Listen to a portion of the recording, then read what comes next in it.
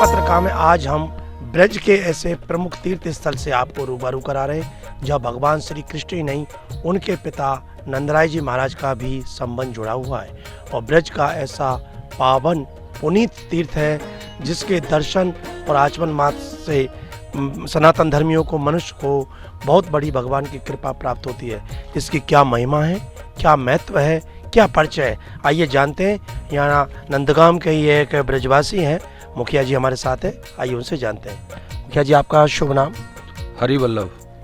हरिवल्लभ जी, आज जिस पावन सरोवर के तट पर हम बैठे हैं, तो इसका क्या शास्त्रों में, पुराणों में, ग्रंथों में उल्लेख मिलता है, क्या महिमा है, क्या धार्मिक महत्व है, बताएं। ये नंदगांव में स्थित है और मुख्य जो प्रथम नाम है वो पावन सरोवर है। ये सरोवर का शुरुआत नंदगांव से करते हैं। यहाँ ये भूमि के लिए कही है, वृंदावन सो वन नहीं, नंदगाम सो गाम, बंसी बट सो बट नहीं, कृष्ण नाम सो नाम। ब्रज 84 कोस में 4 गाम निज धाम, वृंदावन और गिरपुरी बरसानो नंदगाम। तो स्वामिनी जी और ठाकुर जी यानी प्रिया प्रीतम के जो 4 मुख्य लीला स्थली हैं, उनमें से एक हमारा ये नंदगांव है। तो यहाँ ठाकुर जी ने अनेक लीलाएं की हैं, अनेक प्रकार से यहाँ ब्रजवासिन को, ब्रज जनन को सुख दियो है। तो वामे यहाँ नंदगांव में 56 कुंडन को वर्णन है, जिनमें से अधिकांश आज भी आपको दर्शन मिलेंगे सभी कुंडों में।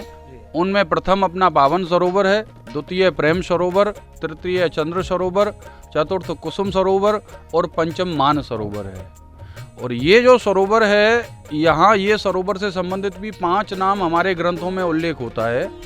जैसा मैंने आपको बताया है, प्रथम पावन सरोवर, उसके बाद में नंद कुंड भी बोलते हैं, पान सरोवर भी बोलते हैं, पामरी कुंड भी बोलते हैं। यहाँ जो तीर्थ पुरोहित आते हैं यात्रालुओं के साथ में, तो वो उसको पामरी कुंड और कामरी कुंड के नाम से भी प्रचलित है ये सरोवर। और 5 नाम के पीछे ठाकुर जी की कोई ना कोई लीला जुड़ी हुई है। अक्षय तृतीया के दिवस आज भी यहाँ जो ब्रजवासी हैं और पास के गांव, तो हजारों की संख्या में लोग स्नान के लिए आते हैं।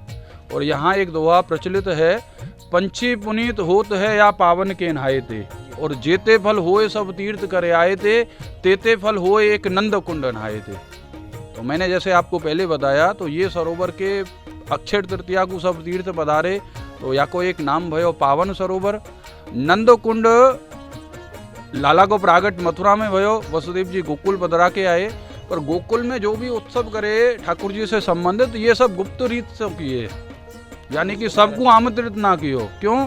क्योंकि हम कोई उत्सव करेंगे तो यहाँ कंस कोई ना कोई रूप में राक्षस भेजेगा। लेकिन पुनः जब ठाकुर जी की वर्षगांठ आई है, जन्म दिवस आयो है, तो नंद बाबा ये पावन सरोवर के किनारे पे नंद महोत्सव को आयोजन करे हैं। वल्लभ कुल संप्रदाय की जो ब्रज यात्रा की जो शुरुआत भई आज से करीब 550 वर्ष पहले, तो वो ब्रज यात्रा को जो आज भी क्रम चल रहे हो है, 40 दिन की जो मुख्य ब्रज यात्रा हो गए, तो वो ब्रज यात्रा यहाँ नंदगांव में 3 दिवस को पड़ाव हुए आज भी। और उसमें जो मुख्य मनोरथ हुए वो नंदराय जी, नंद बाबा के प्रमाण से यहाँ नंद महोत्सव को मनोरथ हुए। और ये नंद महोत्सव भी बहुत अलौकिक हुए। सबसे पहले नंदालय में होएगो, उसके बाद में वल्लभाचार्य जी की बैठक में होएगो। अच्छा, हाँ, बैठक की बात की तो बैठक का यहाँ क्या महत्व है? वल्लभाचार्य जी की बैठक किसको बोलते हैं और ये कौन सी बैठक है, क्यों यहाँ पर बनी?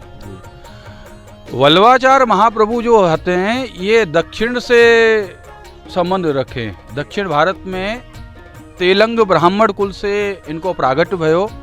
और संक्षिप्त में आपको बता दूं तो इनके जो पिताश्री थे लक्ष्मण भट्ट और उनके पूर्वज, उन सब ने ये संकल्प लियो कि हम यहाँ हमारे पूर्वज 100 सोम यज्ञ पूर्ण करेंगे।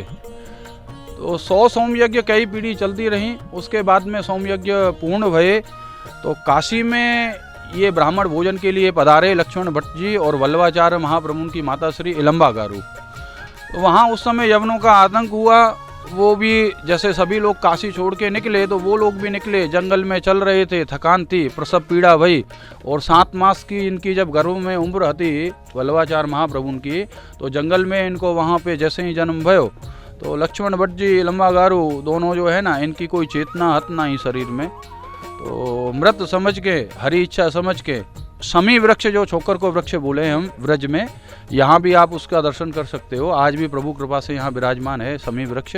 तो उसके लता पताओं में उनको ढक के और आगे यात्रा के लिए निकल गए। रात्रि में जहाँ भी इन लोगों ने विश्राम किया तो बालक ने माँ को स्वप्न दिया कि माँ आप मुझे छोड़ के आ गए, मैं तो जिंदा हूँ। तो जगे हैं, लक्ष्मण भट्ट जी को जगाया है। उसी स्थान पे पहुँचे तो वहाँ चारों तरफ में अग्नि जो है बालक की रक्षा कर रही है, और उसके बीच में वल्लभाचार्य महाप्रभु जो भय ये अंगुष्ठ पान करते हुए, तो जैसे ही माँ अग्नि की तरफ गई हैं तो अग्नि ने उनके लिए रास्ता दे दिया। तो वल्लभाचार्य महाप्रभु को एक जो नाम है वो अग्नि। जब भी जाको ऊपर कृपा होए वो नंदगांव जरूर आवे और इन सब स्थलन के दर्शन करे, लाला के दर्शन करे, नंदालय में पावन सरोवर में स्नान करे, बैठक जी के दर्शन करे। यही आप सब लोगों से अभिलाषा है और ऐसे ही आनंद आप ब्रज में कराते रहो। जय श्री कृष्ण। तो सुना आपने हरिवल्लभ जी जो मुखिया जी हैं, महाप्रभु जी बैठक है, उन्होंने पूरे विस्तार के साथ इस ब्रज के प्रमुख तीर्थ पावन सरोवर की महिमा बताई, महाप्रभु जी की बैठक की महिमा बताई। भगवान कृष्ण की क्रीड़ा भूमि है ये नंदगांव, और नंदगांव में भगवान ने अपने माता पिता नंद बाबा, यशोदा मैया, ग्वाल बालों के साथ जगह जगह लीला की है। और उसी लीला स्थलियों में से पावन सरोवर, जैसा कि नाम से ही प्रतीत होता है पावन, और मुखिया जी ने बताया कि इसके स्नान और आचमन मात्र से तो पुण्य की प्राप्ति होती है, बल्कि यदि इसके ऊपर से कोई पक्षी भी उड़ जाए कि ये पक्षी इसके ऊपर से पुनीत हो तो पावन गिराए, तो उसके वाष्पीकरण के जो जल जाता है वाष्प में मिलके उसके स्पर्श मात्र से ही उसकी मुक्ति हो जाती है। स्वयं तीर्थराज प्रयागराज अपनी मुक्ति के लिए यहाँ आए और उन्होंने यहाँ क्षमा याचना करके इस पावन सरोवर में स्नान करने से मुक्ति मिली। तो जाहिर सी बात है कि इस सनातन धर्म में, लौकिक जगत में जो लोग हैं, जाने अनजाने में तमाम पाप हो जाते हैं, तो ऐसे में उनको एक ही बस जगह दिखती है कि कैसे ऐसे तीर्थ की शरण में जाएं जहाँ से उन्हें उससे मुक्ति मिले और प्रभु की कृपा प्राप्त हो। तो उसके लिए आज तिलक पत्रिका के माध्यम से हम आपको दिखा रहे हैं कि नंदगांव जो कि मथुरा जनपद में स्थित है, मथुरा मुख्यालय से 55 किलोमीटर ये दक्षिण पश्चिम दिशा में राजस्थान बॉर्डर पर है। भगवान कृष्ण की क्रीड़ा भूमि के रूप में विश्व प्रसिद्ध है नंदगांव, और नंदगांव में स्थित है पावन सरोवर। आप यहाँ आ सकते हैं, बहुत सुंदर यहाँ का जल है, बहुत सुंदर यहाँ की शोभा है। स्नान करें, महाप्रभु जी की बैठक के दर्शन करें और भगवान श्री कृष्ण और राधा की कृपा प्राप्त करें। तो भारतवर्ष के एकमात्र धार्मिक न्यूज चैनल तिलक पत्रिका के माध्यम से आप देख रहे हैं ब्रज की तमाम भगवान राधा कृष्ण की लीला स्थलियों के दर्शन, उनके उत्सवों के दर्शन, उनकी लीलाओं के दर्शन। आप ऐसे ही तिलक पत्रिका देखते रहें और आनंद लेते रहें। तिलक पत्रिका के लिए नंदगांव से मैं सुशील गोस्वामी।